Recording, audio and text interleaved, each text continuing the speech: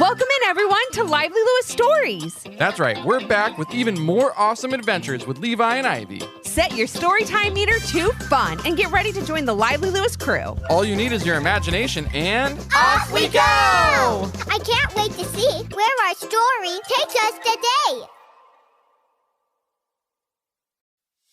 Have you ever wanted to get more Lively Lewis in your life? Well, we've got you covered. Grab an adult and zoom over to livelylewisshop.com. Or just click on the link in our show notes. Enough about that. Let's get to today's super Lively Lewis story. Levi and Ivy had just returned from a vacation at the beach. They had spent the last 5 days surrounded by sea, surf, and sand. While they were enjoying the seaside, they of course saw many boats of all shapes and sizes.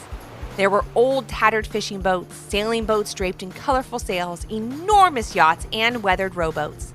They even went out on a few of them and sailed to different islands near the house they were staying. At night, the sound of the waves and distant seagull calls lulled them to sleep, where they dreamt of pirate adventures, mermaids, and distant lands which could only be reached on the decks of giant sailing ships. When they returned home and were no longer near the sea, they did all they could to feel like they were still there. Levi woke the family with seagull calls while splashing water in the shower.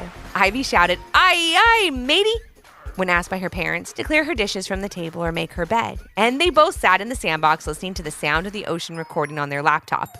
"Hey kids, we're really happy that you enjoyed your vacation at the beach, but we're home now, and some things do have to go back to normal," said Levi and Ivy's mom.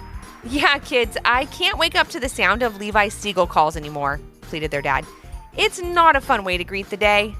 "How about you two go and play at the park for a bit," suggested Levi and Ivy's mom. "I think seeing your friends will help get you right back into the groove here at home and out of vacation mode."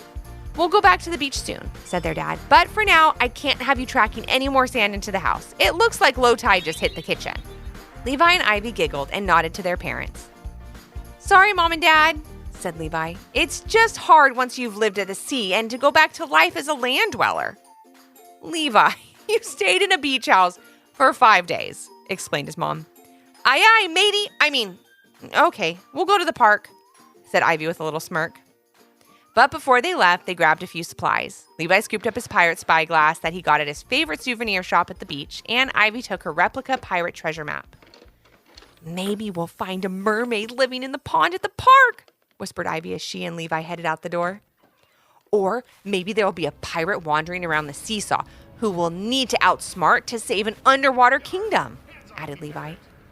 "We really do have some great imaginations," said Ivy with a smile. "Wouldn't it be amazing if that could actually happen?" And without giving that incredible ocean scenario another thought, they ran off to the playground once they reached the park. They met some friends there who were already playing and started to tell them all about their vacation, every wave, shell, and sandy shore story. Okay, Levi," said their friend Ross. "Your vacation sounded great, but can we please get back to playing tag?" Levi and Ivy quickly realized that their friends weren't as interested in their vacation tales as they were. They decided to play by themselves for a bit, and you'll never guess what they decided to play. If you said Ocean Adventure Voyage, you'd be right. They were pretending the jungle gym they were on was a ship with giant sails that pushed them toward never-before-seen or explored islands, where adventure waited around every turn and under every clump of seaweed. As they were playing, the wind began to pick up, the sky turned dark, and it looked like it was going to rain.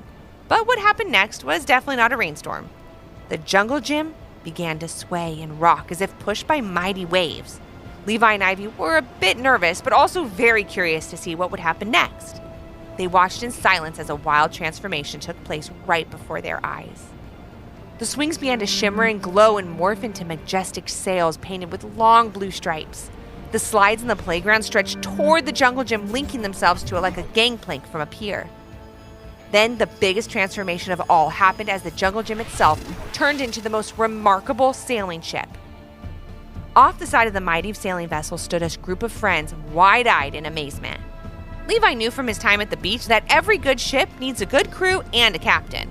He knew that he and Ivy could share the captain duties and that their friends would make the perfect crew. Levi called out to all of them to use the slides, turned gangplanks, to board the ships. And it was a good thing he called them when he did, for as the last of them jumped aboard the mighty ship, the gangplanks pulled away from the side and the playground and park turned into a vast and roaring ocean. The ship rocked back and forth before finally steadying itself in the water as Levi and Ivy stumbled to their feet. They walked to the ship's wheel and took control of it, steering it through the choppy waves. Then they gathered their crew to see what they should do next. "Mateys, I think we are about to depart on a great adventure," began Levi, "and we'll need help from all of you to make it through. Levi, I think the more important thing to discuss is why the playground turned into an ocean and the playground equipment became a giant ship," called out Ross. "While that is a good point, Ross, I think something we really need to discuss right now is why there's a mermaid on that rock and that we're headed right for it," said Ivy, trying to remain calm. Levi grabbed a hold of the wheel and turned it sharply to the left, just avoiding the large rock sticking up from the rough water.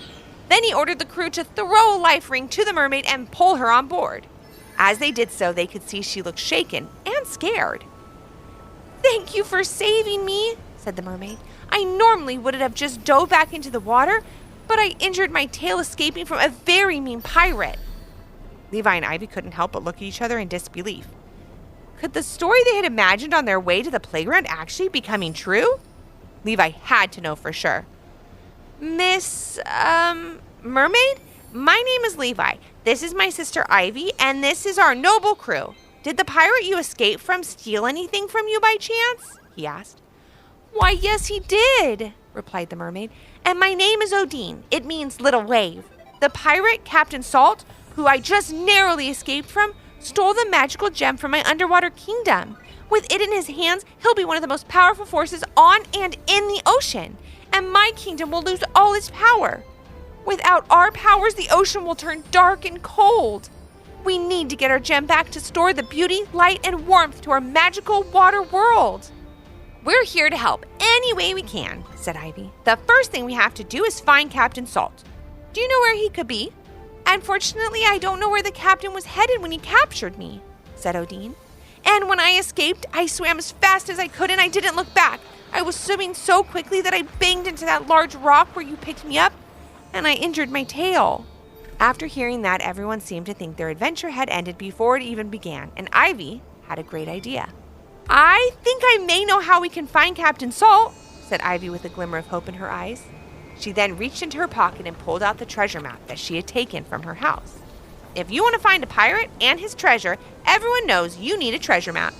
Maybe if we follow the clues on this map, we can find Captain Salt and get your magical gem back," said Ivy, sounding hopeful. "I think that sounds like the best plan we've got," agreed Levi as he studied the map and set a course toward the west side of the park. But unlike most days where that would have been a short, quick walk, today it was a treacherous voyage across an angry sea. And as they sailed along, they encountered creatures, great and small. Large whales swam next to the ship, nudging it with their enormous bodies as they were trying to capsize it. "The whales were sent by Captain Salt," said Odine. "I just know it. No whale I've ever met would try and hurt anyone. With the magical ocean gem in the hands of a mean pirate, everything in the ocean is upside down." Levi did his best to keep the ship steady and on course. Ivy was in charge of the map and directed Levi where to go. The waves crashed along the side of the ship as another creature tried to disrupt their voyage and find Captain Salt and the magical ocean gem. "Straight ahead, Levi!" called out Ross as he and the rest of the crew ran to the bow of the ship. "There's a sea monster in front of us!" And sure enough, when Levi looked into the distance, there was a dragon-like creature with a long, scaly neck and a ferocious face staring right at him, Ivy, Odine, and the ship's crew. He quickly found out that 5 days at the beach does not make you prepare to defend your ship against a sea monster. He turned to Odine, hoping she would have some wisdom to share. Thankfully, she knew that sea monsters were actually very skittish creatures. They only like scaring others, not being scared themselves. Odine asked if anyone had anything reflective that she could use as a mirror. The crew ran around the ship and found a large, shiny metal tray. "This will do just fine," said Odine when the tray was handed to her. "I know it will be scary, but get as close to the sea monster as you can. We will all be okay. You have to trust me." Levi and Ivy looked at Odine and immediately felt a sense of calm. They trusted her, so Levi steered the mighty ship toward the giant monster thrashing in the waves in front of them. As soon as the sea monster was close enough, Odine used a mermaid call that only he could hear. When she got the beast's attention, she held up the large shiny tray and let him get a look at himself. Once the sea monster got a look at his ferocious face, he let out quite a yelp and plunged into the dark depths below. This left the crew, Levi, Ivy, and Odin, quite relieved and able to continue their journey. Ivy looked at her map yet again, noting that they were heading in the right direction and successfully had made it past Sea Monster Passage, which was labeled on the map. "We just need to get around this bend and head toward those giant rocky cliffs," said Ivy. "As we approach, we should see a cave opening just big enough for our ship to fit through. That is Captain Salt's lair. That's where we'll find the magical ocean gem." Odin looked hopeful and happy, thinking of getting the gem back and returning it to her kingdom. She knew by doing this, she would restore order to the ocean and bring back the peace and tranquility that is needed for proper balance. Ivy and Levi watched carefully, navigating the rocky cliffs. Pointy rock formations jutted up from the frothy white caps ahead. He narrowly missed hitting them, which, if he did, would have torn a huge hole in the ship and caused it to sink. They approached the cliffs and saw the entrance to the cave up ahead. The ship slipped past the rocky walls and anchored inside a massive hidden chamber. The only other thing there was another ship. But this was no ordinary ship. It was a pirate ship. More specifically, Captain Salt's pirate ship. And it didn't take long for Levi, Ivy, Odin, and their crew to find out that he didn't like visitors. "Who dare enter my pirate lair?" echoed off the walls in the cave. It sent a shiver down the backs of everyone who heard it, because they knew it meant Captain Salt wasn't too far away. Well, what do we have here?" asked Captain Salt as he appeared out of the darkness from one of the cabins on the ship. "Is that you, Odin? I didn't think I'd ever see you again, but I assume you're here to get your magical ocean gem back." "I am," said Odin, trying to sound brave, but her voice shook as she talked. "We need that gem back to restore order and to balance the ocean. It's not yours. You can't keep it." "Well, who's gonna take it back from me?" laughed Captain Salt. "Certainly not a tiny mermaid like you, or the kiddie crew sailing the ship you're on." "We're not just kids," said Levi confidently as he walked into view, making sure Captain Salt could see him. "We're fearless sailors. We fight for what's right and just in the ocean. Now please, give back that gem before we have to come and take it from you." "Brave words from a little boy," replied Captain Salt. "But if you want the gem, you'll have to find it. If you can do that, then it's all yours." Captain Salt then began to laugh wildly, knowing that his hiding place was one that they would never find. Levi gathered Ivy, Odin, and the rest of his crew together to discuss how they would find the gem. "This cave is huge," said Ross. "There's no way we'll find a small gem in here." "I have to agree," said Ivy. "Where would we even start? It could be on his ship, somewhere in the cave, or even underwater." Levi sat and thought for a moment and then remembered what he had brought with him. He reached to his pocket and pulled out his souvenir spyglass. He then looked at Ivy and said, "I'm really glad I spent the extra $1.50 for the spyglass that had the treasure-seeking technology." Levi giggled to himself as he held the spyglass to his eye and pressed a small button on the side. The button was advertised to help find treasure you're after anywhere with just a press of a button. Hear a beep when the treasure is in view. Levi looked around for a while and he didn't hear a thing. "Give up yet?" called out Captain Salt, and just then the spyglass began to beep. "Not just yet," replied Levi. "I know where the gem is. It's in your coat pocket." Captain Salt's jaw dropped. How could Levi have known that? "What? How? I don't understand," called out Captain Salt, and as he did, Odin began to sing. Since she was closer to the gem now, her mermaid powers began to grow strong again. She called to the gem and asked for it to return to its home. Captain Salt's coat pocket began to glow, and despite its great efforts, Odin's mermaid powers were just too strong. The magical ocean gem finally flew out of his pocket, through the misty ocean air, and into Odin's hand. At that moment, the cave began to shake, and pieces of rock fell into the water around Levi and Ivy's ship. "Don't be scared," Odin said once again. "We'll be okay. Just trust me." She directed Levi through a special passage that was beginning to open up as the rocks crumbled in front of them. Levi skillfully sailed out of the cave and into the bright sunshine of a glorious day. A day where the powers of the ocean had been restored. A day where Captain Salt was left alone and pouting in his pirate lair as it crumbled around him. And a day where good won out over all. "Thank you so much," cheered Odin as she felt the strength return to her tail and dove off Levi and Ivy's ship. "I'll see that the gem gets returned to my kingdom and put it under lock and key so this never happens again." It was our pleasure to help you, Odine, said Ivy. I just feel bad that we'll never see you again. You see, we don't live near the ocean. Oh, don't worry about that, said Odine. If today has taught you anything, it's that the magic of the ocean can live anywhere if you use your imagination and dream with your heart. Farewell, and look for me in the waves the next time you visit the beach. Odine then dove under the water as a gentle breeze began to blow. It picked up speed and started to spin Levi and Ivy's ship around and around. They closed their eyes along with the crew and waited until the whirlwind was over. When they finally opened their eyes and found themselves back at the playground, Levi and Ivy were standing back on the jungle gym as they had before their wonderful voyage had begun. Their friends were off playing tag and looked as if they didn't notice anything had happened. Levi and Ivy looked around frantically. Was it all a dream? Just their imagination? Levi? Ivy said. Yes, Ivy, answered Levi. What just happened? She said. Something incredible that we'll never forget, said Levi with a big smile. Let's go tell Mom and Dad that we want to go back to the beach this weekend, said Ivy. Sounds good to me, said Levi as they jumped off the jungle gym to run home.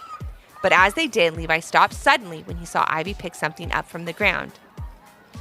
Is that Levi began. A seashell, said Ivy with a smile. It wasn't a dream, they said together as they ran off into the sun.